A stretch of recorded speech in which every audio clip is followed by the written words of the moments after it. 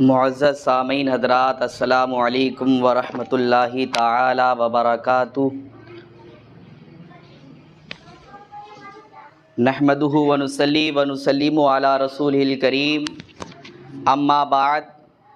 قال اللہ تبارک و تعالی فی القرآن المجید والفرقان الحمید،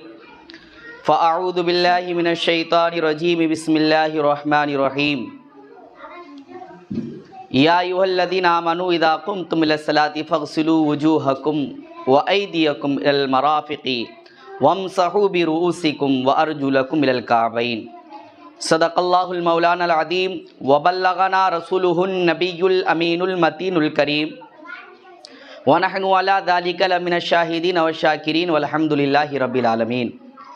بادۂ توحید کے متوالو، شمع رسالت کے پروانوں، غوث و خواجہ کے چاہنے والوں، اولیاء امت کے جانثاروں، قرآن کریم کے فداکاروں، سب سے پہلے ہم تمامی حضرات مل کر اپنے غلامی کا ثبوت دیتے ہوئے اپنے پیارے آقا، اپنے پیارے نبی، اپنے پیارے رسول جناب احمد مجتبیٰ محمد مصطفیٰ صلی اللہ علیہ وسلم کی بارگاہ بے کس پناہ میں جھوم جھوم کر درود سلام کی ڈالی نچھاور کرے پڑے بآواز بلند، اللہم صلی علی سیدنا شفیعنا نبینا مولانا محمد وبارک وسلم، صلو علیہ صلاۃ و سلام علیک یا رسول اللہ صلی اللہ تعالی علیہ وسلم۔ سامعین محترم،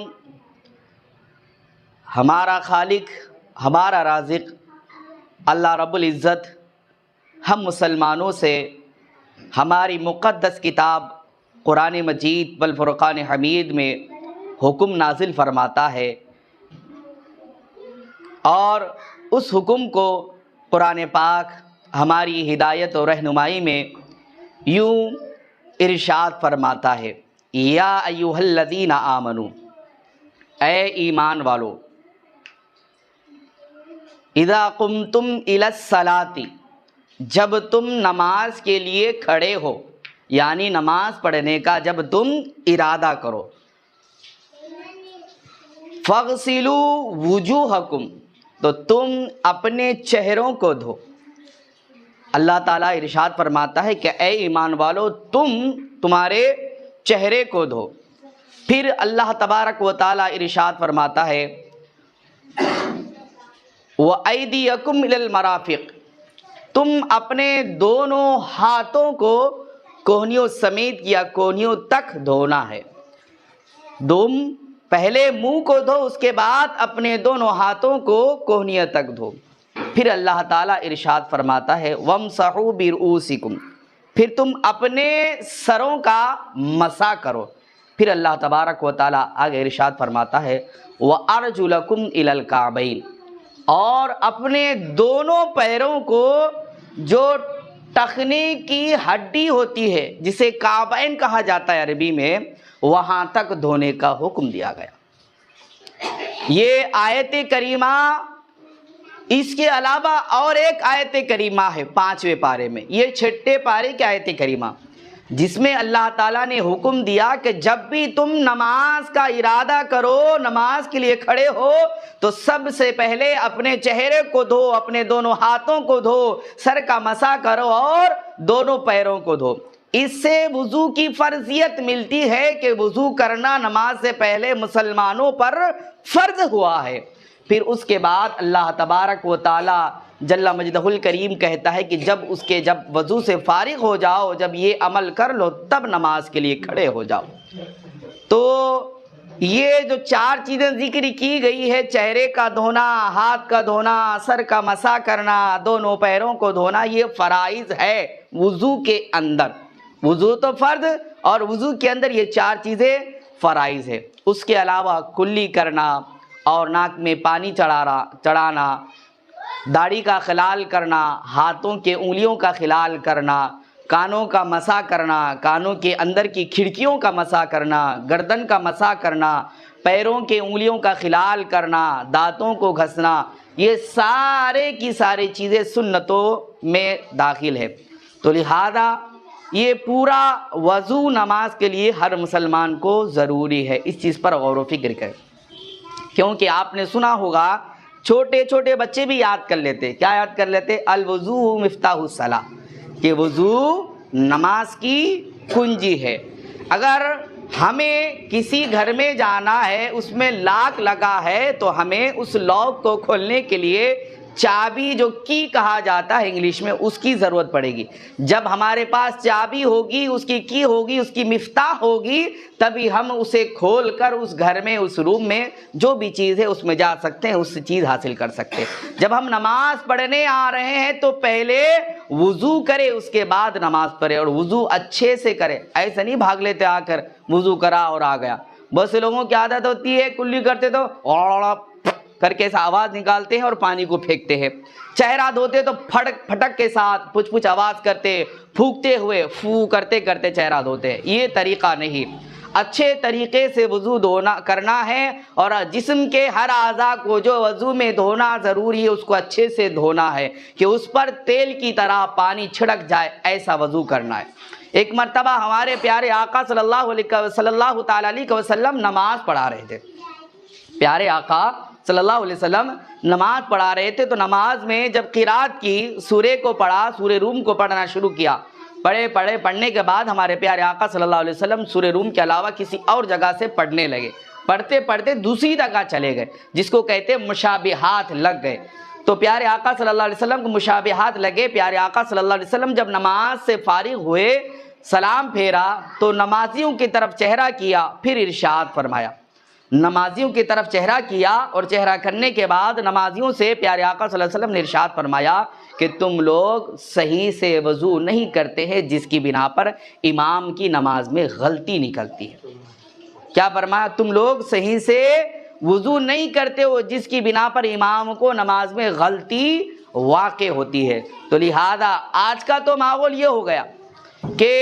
امام نماز پڑھا رہا ہے، نماز پڑھاتے پڑھاتے امام صاحب کو کوئی چیز ایسی ہو گئی کہ جس سے سجدہ سہو واجب ہو گیا، کوئی چیز بھول گئے۔ نماز کے بعد ہم کیا کہتے ہیں؟ امام صاحب برابر ان کو کچھ نہیں کرے، انہوں نے آج امام صاحب نے ایسا کر دیا، غلط نماز پڑھا دی، مول صاحب کو نماز ہی پڑھانے نہیں آ رہا، مول صاحب غلط کر رہے۔ ہم یہ سوچتے ہیں ہمارا یہ ماحول ہوگا، امام صاحب کے اوپر انگلی اٹھاتے، حالانکہ ہمیں خود وضو کرنے نہیں آتا۔ آج مسلمان کا یہ ماحول ہو گیا کہ کلمہ اول سنا دے پورے اچھے طریقے سے، تو پہلا کلمہ صحیح سے مسلمان نہیں سنا سک رہا ہے۔ کیا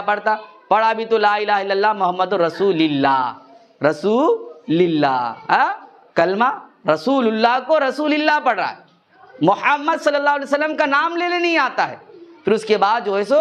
انگلی اٹھانے کے لیے تیار۔ تو اے مسلمانوں، پیارے آقا صلی اللہ علیہ وسلم نے ارشاد فرمایا طلب العلم فریضۃ علی کل مسلم و مسلمہ، علم دین کا حاصل کرنا ہر مسلمان مرد اور عورت پر ضروری ہے، فرض ہے، فرض۔ تو لہذا جب ہم علم دین حاصل کریں گے تبھی ہر چیز کو سمجھ پائیں گے۔ جب ہم صحیح سے وضو کریں گے تو انشاءاللہ ہماری نماز بھی کامل ہوگی، اور امام صاحب بھی پوری نماز تکمیل کے ساتھ اچھی پڑھائیں گے، رب کائنات بھی ہم سب سے راضی ہو جائے گا۔ تو لہذا پیارے آقا صلی اللہ علیہ وسلم نے تو ارشاد فرما دیا کہ کیا ہے، ہمیں اچھے سے وضو کرنا ہے تاکہ نماز میں غلطی و خلل واقع نہ ہو۔ اب اس سے اندازہ لگا سکتے ہیں، ہم سوچ سکتے ہیں کہ ہم پیچھے نماز پڑھ رہے، اللہ اکبر بولے، پیچھے سے امام کے بولے، نیت باندھ دیا، کچھ نہیں کرنا ہے، نیت باندھ لی، خالی رکوع کی اور سجود کی تسبیحات پڑھنا ہے اور التحیات وغیرہ پڑھنا ہے، باقی جو ہے سو خاموشی کے ساتھ بیٹھنا ہے، تشہد میں بیٹھ کر ہی جو پڑھا جاتا ہے وہ پڑھنا ہے، لیکن باقی جو کچھ ہے وہ امام کی ذمہ داری، اور فرائض کو ادا کرنا امام کی ذمہ داری۔ امام اللہ اکبر بولا، ہمیں جھکنا ہے، امام اللہ اکبر بولا تو سجدے میں جانا ہے، امام نے اللہ اکبر بولا نیت باندھنا ہے، امام نے سمیع اللہ لمن حمیدہ بولا ہمیں کھڑا ہونا ہے، یہ امام کا کام ہے۔ تو میں آپ کو یہ بتلانا چاہتا ہوں کہ ہم وضو کریں اور صحیح سے پورا اچھا وضو نہیں کرے اور نماز میں آ کے شامل ہو جائے، جو امام ہمیشہ جو سورہ پڑھاتا وہ سورے میں غلطی، ہمیشہ نماز پڑھاتا اس میں بھول گیا، تو وضو صحیح نہ کرنے کی وجہ سے اتنی نحوست ہوئی کہ امام کی نماز میں غلطی ہو گئی۔ تو جو انسان بے وضو اپنی نمازیں پڑھتا ہو تو پھر اس کی نمازیں قبول کہاں سے ہوگی؟ اس کے نماز میں وسوسہ ہی نہیں آئیں گے تو اور کیا آئیں گے؟ اللہ تعالیٰ کی بارگاہ میں کھڑا ہوگا، مسجد میں ہوگا، اس کا دماغ کاروبار میں ہوگا، گھر میں ہوگا، دکان میں ہوگا، اس کا کاروبار دوستوں کے طرف ہوگا، اس کا کاروبار کسی کو پیسے دینا ہے، کسی کو پیسے لینا ہے، اس کا خیال یہ رہے گا۔